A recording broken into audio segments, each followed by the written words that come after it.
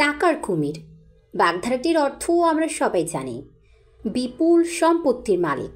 কিন্তু এর লোকগল্পটির সঙ্গে এ অর্থের মিল খুব কমই। মানুষকে গিলে খাওয়ার পর তার টাকা পয়সা সোনাদানা জমা হয়ে থাকে কুমিরের পেটে। সে থেকে টাকার কুমির বাগধারা লোকগল্পটি এমনই। আমাদের সমাজে টাকার কুমিরদের স্বভাব কি এমনই নয়? আজকের আনিসুল হকের কথাই ধরুন। আয়ের সঙ্গে সঙ্গতিহীন বিপুল অর্থের সন্ধান পাওয়া গেছে তার। পরিমাণটি কত জানেন? নগদ 21 কোটি টাকা। এই সাবেক আইনমন্ত্রীর 16টি ব্যাংক হিসাবে এই টাকার সন্ধান পেয়েছে দুর্নীতি দমন কমিশন দুদক।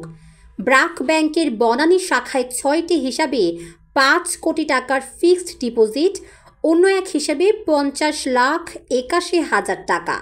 সিটিজেন ব্যাংক ও স্ট্যান্ডার্ড চার্টার্ড ব্যাংকের 9টি হিসাবে 15,83,83,000 টাকা পাওয়া গেছে আনিসুল হকের।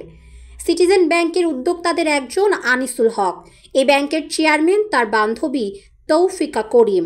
ব্যাংকটির গুলশান শাখার 5টি হিসাবে আনিসুল হকের ভাই আশিকুস সামাদ, বোন জেবুন্নেসা বেগমের নামে আছে 9,87,52,000 টাকার ফিক্সড ডিপোজিট।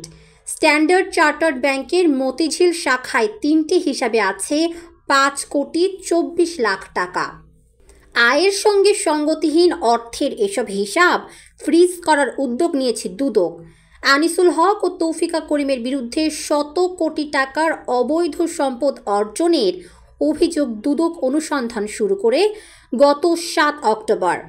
এর আগে ছাত্র জনতার অভ্যুত্থানের পর গত 14 আগস্ট আনিসুল হকের ব্যাংক হিসাব জব্দের নির্দেশ দেয় বাংলাদেশ ব্যাংকের আর্থিক গোয়েন্দা বিভাগ। দুদকের কাছে আসা অভিযোগ বলছে, আইনমন্ত্রী হয়ে ঘুষ দুর্নীতিতে বেপরোয়া হয়ে ওঠেন আনিসুল হক। লুটেরা ও সমাজ বিরোধীদের জামিন, খালাস বাণিজ্য, মামলার রায় হস্তক্ষেপ, পিপিজিপি নিয়োগ, সাব রেজিস্ট্রার বদলি ইত্যাদি খাতে তিনি কারি কারি টাকা ভরেন থলেতে। অবৈধ টাকায় গড়েন সিটিজেন ব্যাংক। বিদেশে পাচার করেন বিপুল অর্থ। প্রভাব খাটিয়ে ছোট ভাই প্রয়াত আরিফুল হকের প্রতিষ্ঠান সিএনএসকে হাজার কোটি টাকার একচেটিয়া ব্যবসার সুযোগ দেন এই সাবেক মন্ত্রী। ভাইয়ের মৃত্যুর পর আনিসুল হকই নেপথ্যে থেকে নিয়ন্ত্রণ করেন সিএনএসের ব্যবসা। এদিকে স্ত্রীর মৃত্যুর পর আনিসুল হকের ঘনিষ্ঠজন হয়ে ওঠেন তৌফিকা। তার বনানীর বাড়িতে নিয়মিত ছিলেন তিনি। একসময় বান্ধবীর পরিচয় ছাপিয়ে রহস্যময়তায় ঢাকা পড়ে তাদের সম্পর্ক।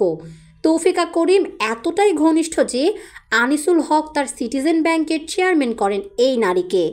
ঢাকা টাইমসের অনুসন্ধান বলছে, ঘুষ বাণিজ্যে তৌফিকা করিমকে কাজে লাগান আনিসুল হক, আর মন্ত্রীর প্রভাব ব্যবহার করে শত শত কোটি টাকা কামান তৌফিকা।